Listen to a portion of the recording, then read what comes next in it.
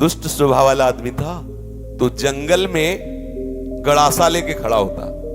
वहां से चाहे वो महात्मा निकले चाहे वो गृहस्थ निकले, पहली बात उसका दंड कमंडल रुपया पैसा छीन लेना, और दूसरी बात उसको जिंदा न छोड़ना। तो मौज, ऐसा हिंसक क्रूर स्वभाव का था, छीन लेना और मार देना। बहुत ध्यान से सुनना, ऐसा ही करता। अब एक महात्मा जो बड़े भजनानंदी तपस्वी त्यागी थे, तो ऐसे संतों के दर्शन मात्र से पाप नष्ट होते। संत दरस जिम पातक टरे, बड़े भाग पाइप सत्संगा, विनय प्रयास होई भव भंगा। ऐसे महापुरुष का सानिध्य जो ही मिला तो उसने उठाया गड़ासा। तो उनका क्यों भाई, क्यों मारोगे?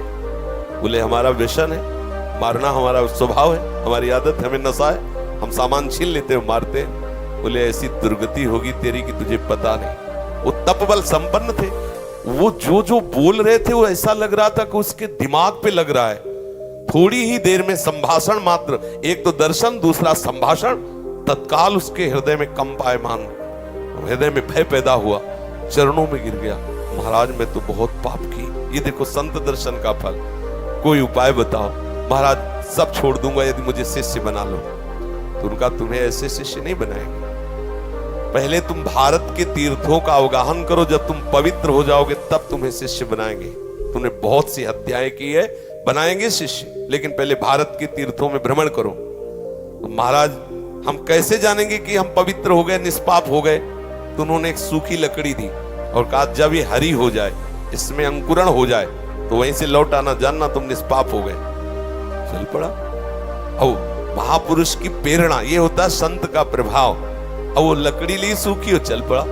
10 किलोमीटर चला होगा तो एक जंगल में एक बहुत बड़ा बट वृक्ष था, बरगद का, बहुत बड़े बड़े पेड़, बरगद के बहुत बड़े, उसकी जड़ से आके शाखाओं से नवीन वृक्ष की रचना, बहुत बड़ा वृक्ष था। उसी के नीचे सोचा रात्रि काट लेते हैं, फिर हम तीर्थ यात्रा में जाएंगे।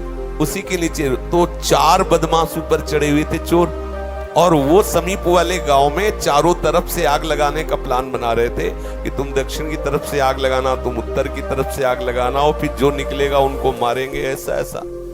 उसने सोचा इतने पाप किए, अब तीर्थ यात्रा तो जा ही रहे, इन 4 को और मार देते हैं, क्योंकि ये 4 मरेंगे तो पूरा गांव बच जाएगा।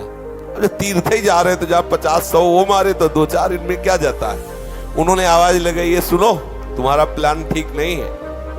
तो देखा कि कोई हमारे प्लान को सुन लिया, तो उनका देखो हम तुम्हारे गुरु हैं इस बात के, जीवन हो गया गड़ासा चलाते हुए, मुझे पता है तुम फंस जाओगे, नीचे उतरो। अब एक साथ थोड़ी उतरेंगे, एक एक उतर। बड़ा वृक्ष था तो जड़ की आड़ में, उसको पता था, मारने का अभ्यास था, बिना अस्त्र शस्त्र के हाथ ही से मार दिया, 4 को मार दिया। मारा, सोचा अभी यहाँ तो हमने हत्या कर दी, अभी यहाँ नहीं रुकेंगे, आगे जो ही लकड़ी उठाया तो हरी हो गई। गुरुजी लोग कहा था लकड़ी हरी हो जाए तो वापस आ जाना तीर्थ यात्रा। अभी तो कोई गंगा नहाया नहीं, जमुना नहीं नहाया, तीर्थ यात्रा नहीं की, और लकड़ी हरी हो गई, पर गुरु ने कहा था हरी हो जाए तो वापस आ जाना। वापस चला गया। जो ही पहुंचा, कहा गुरु जी दंडवत। बोले तीर्थ यात्रा के लिए भेजा था, वापस कैसे आ गए? बोले आपने कहा था जहां आपकी लकड़ी हरी हो जाए वहीं जान लेना, पवित्र हो गए। तो गुरु जी लकड़ी तो हरी हो गई। तो बोले किस तीर्थ में लाए? बोले ला आया नहीं, 4 को और मार दिया।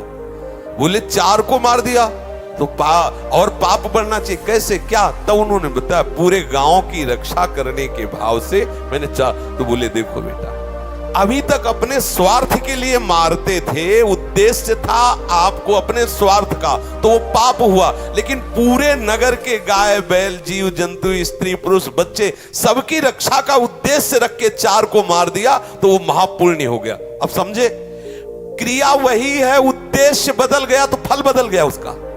आप गृहस्थ में जो क्रियाएं कर रहे हैं वही क्रियाएं प्रभु के लिए करने लगे, उद्देश्य बना ले प्रभु की प्रसन्नता, बात बन गई। सर्वधर्मान परित्यज्य मामेकं शरणं व्रज अहम त्वां सर्व पापेभ्यो मोक्षयिष्यामि मा शुचा। तू चिंता मत कर कि धर्म त्याग का पाप लगेगा, मैं तुझे निष्पाप कर दूंगा, लेकिन तू मेरे चरणों का आश्रय ले ले। हर धर्मों की पूर्ति भगवत प्राप्ति से होती है, और प्रभु के चरणारविंद का आश्रय लेना परम धर्म है। जो धर्म कर्म प्रभु की प्राप्ति में बाधा पहुंचावे तजिए ताहि कोटि वैरिशम, उसे करोड़ों दुश्मन के समान त्याग देना चाहिए। जैसे तजो पिता प्रहलाद, विभीषण बंधु, भरत महतारी, गुरुबलि तजो, कंत ब्रज बनितन, बोले भेमुद मंगलकारी। इसलिए अपने जीवन का लक्ष्य प्रभु प्राप्ति बनाने वाले के लिए हर धर्म भगवत प्रसन्नता के लिए किया जाए, वही हो गया भगवत प्राप्ति का हेतु। समझ रहे? ऐसे कितने महापुरुष देखे गए अपने कुल कर्म को करते हुए भगवत प्राप्त हो गए, क्योंकि वो प्रभु की प्रसन्नता के लिए किया। अभी क्या करते हैं हम? जो भी करते हैं अपने सुख के लिए करते हैं, अपनी राजी के लिए करते हैं, और भक्त प्रभु की राजी के लिए करता। क्रिया वही है, उद्देश्य बदल गया, उसका फल बदल गया। समझ गया?